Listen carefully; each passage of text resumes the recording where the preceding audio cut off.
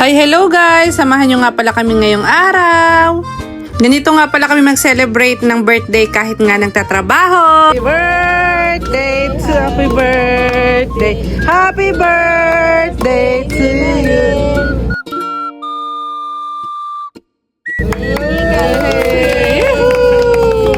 How old are you, Mikael? 37. Happy birthday! At dahil nga malalayo kami sa pamilya namin guys, sinisigurado nga namin na makapag-celebrate kahit simple lang. Pagka break time nga namin, tsaka kami nagse-celebrate. Kinakantahan namin yung may birthday at kumakain kami ng salo-salo. Nakakatuwa nga lang isipin guys, na sanay sila sa Filipino foods. Ang laki nga naman kasi namin hinahanda at dinadala sa mga birthday nila ay mga Filipino foods. Kaya nga alam na nila yung lasa at sanay na nga sila. At nasasarapan naman sila. Yung katrabaho nga namin na may birthday ngayon, African siya. At yung mga kasama pa nga namin dyan, Indonesian at saka Sri Lankan. At saka kaming mga Pilipino.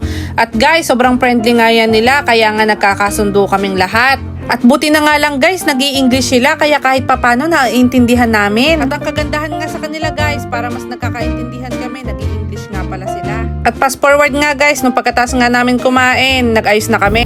Nag-reapply lang ako nitong baby powder na Shiseido. Open purpose sabay din yan. Nagamit ko sa work. Ano siya, nakakatulong na hindi ka maging oily face. Pagtas mo mag-sunscreen, mag-sunblock, ito yung nilalagay ko. Para siyang semi-foundation. Para ka na nagpupulbo. Parang ganun. Pero nakakatulong nga siya sa oil ng face mo. Oily face. Tapos sa mga sensitive skin. Perfecto. Kasi ito yung ginagamit dito sa Japan ng pag yung mga baby, may mga rashes sila. Ito yung nilalagay nila. Then, aside from that, talaga, nakakatulong na hindi ka maging oily face. At saka yung pagpalagi kang nagkaka-pimples, ganun. Mura lang pati. At parang 2 to 3 months mo na siya magagamit.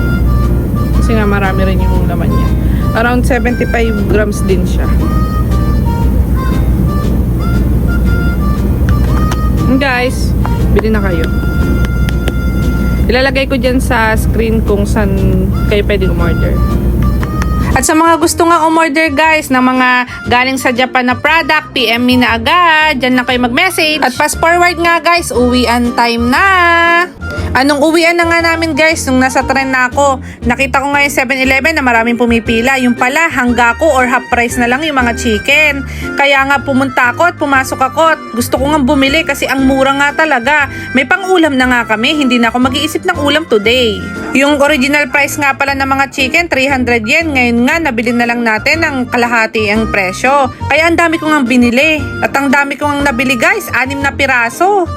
At fast forward nga guys, nagtap na rin ako ng Ecoca card ko. At uwian time na nga guys. Kaya nga nakaraos na naman ng buong maghapon. Kaya nga thank you Lord sa safe na pagtatrabaho. At thank you din sa inyo guys. Follow for more.